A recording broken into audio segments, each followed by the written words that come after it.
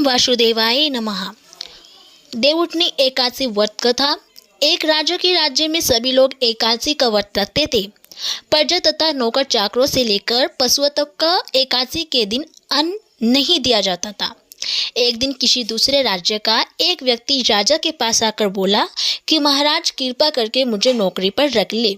तब राजा ने उसके सामने एक शर्त रखी कि ठीक है, रख लेते हूँ, किंतु रोज तो तुम्हें खाने को सब कुछ मिलेगा, पर एकादशी को अन्न नहीं मिलेगा।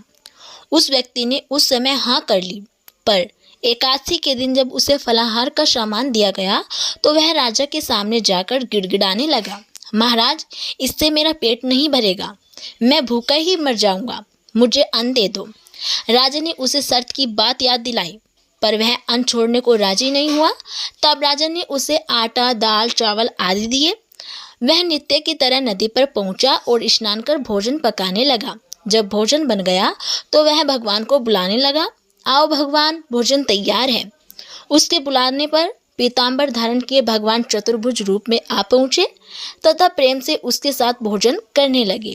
भोजनादि करके भगवान अंतर्ध्यान हो गए तथा वह अपने काम पर चला गया। 15 दिन बाद अगली एकादशी को वह राजा से कहने लगा कि महाराज, मुझे 2 गुना सामान दीजिए। उस दिन मैं भूखा ही रह गया था। राजा ने कारण पूछा तो उसने बताया कि हमारे साथ भगवान भी खाते हैं, इसलिए हम दोनों के लिए यह सामान पूरा नहीं होता। यह सुनकर राजा को बड़ा ही आश्चर्य हुआ। वह बोला, मैं नहीं मान सकता कि भगवान तुम्हारे साथ खाते हैं। मैं तो इतना व्रत रखता हूँ, पूजा करता हूँ, पर भगवान मुझे कभी दर्शन नहीं देते हैं। राजा की बात सुनकर वह बोला, महाराज, यदि विश्वास न हो तो साथ चलकर देख ले। राजा एक पेड़ के पीछे छिपकर बैठ गया। उस व्यक्ति ने भोजन बनाया तथा भगवान को शाम तक पुकारता रहा, परंतु भगवान नहीं आए। अंत में उसने कहा कि हे भगवान, यदि आप नहीं आए तो मैं नदी में कूदकर प्राण त्याग दूंगा। लेकिन भगवान नहीं आए। तब वह प्राण त्यागने के उद्देश्य से नदी की तरफ बढ़ा। प्राण त्यागने का उसका दृढ़ इरादा जान शीघ्र ही भगवान ने प्रकट होकर उसे रोक लिया और साथ बैठकर भोजन करने लगे। खा पीकर वे उसे अपने विमान में बिठाकर अपने धाम ले गए।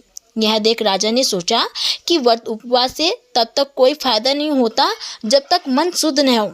इससे राजा को ज्ञान मिला कि वह भी मन से व्रत उपवास करेगा और अंत में राजा को भी स्वर्ग की प्राप्ति हुई।